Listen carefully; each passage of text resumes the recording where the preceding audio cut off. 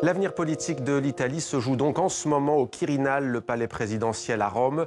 Le chef de l'État Sergio Mattarella reçoit tour à tour Luigi Di Maio et Matteo Salvini. Les deux dirigeants populistes présentent leur gouvernement et ils proposent un nom pour le diriger au président de la République italienne. Un gouvernement, on le sait, qui sera sans doute eurosceptique et qui veut mettre fin à l'austérité et, je cite, au diktat de l'Europe.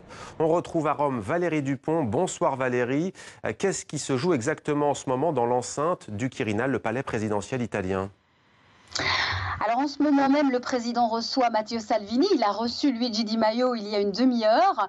Et le président veut faire le point sur justement les avancées de ces deux partis qui discutent depuis plusieurs jours d'un programme de gouvernement et qui ont évidemment une majorité au Parlement si ce gouvernement devait naître. Alors le président de la République veut aussi savoir qui sera dans cette équipe gouvernementale, car on sait que Luigi Di Maio a refusé que ce soit Matteo Salvini le Premier ministre et vice-versa. Et donc les deux chefs politiques ont décidé d'apporter un nom, celui de Giuseppe Conte, un professeur d'université ici en Italie, qui a certes un très beau curriculum académique, mais qui n'a aucune expérience politique.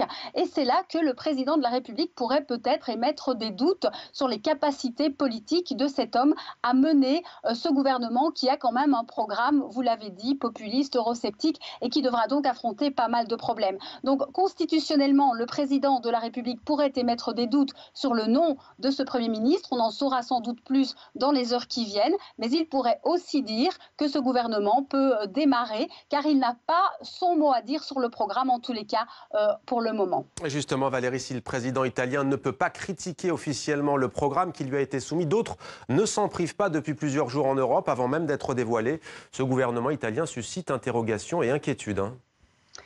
Oui, c'est vrai, ces derniers jours, on a entendu notamment la France ou venant d'Allemagne aussi plusieurs critiques. Notamment un politique allemand a dit que l'Italie jouait avec le feu avec ce gouvernement. Et donc, les Italiens doivent s'attendre à beaucoup de critiques dans les prochains jours. On sait par exemple que dans le programme du gouvernement, il y a un arrêt ou en tous les cas une modification des travaux du TGV Lyon-Turin, ce qui ne plaît pas aux Français. Mais surtout, l'Europe a peur que l'Italie mette à mal ses finances publiques, car ce gouvernement a fait beaucoup de promesses, et notamment celle de diminuer les impôts, mais aussi de financer beaucoup de projets, et ce qui pourrait évidemment déstabiliser les finances italiennes et avec elles toutes celles de la zone euro. Voilà pourquoi il y a beaucoup de gens en Europe, beaucoup de responsables en Europe qui sont inquiets.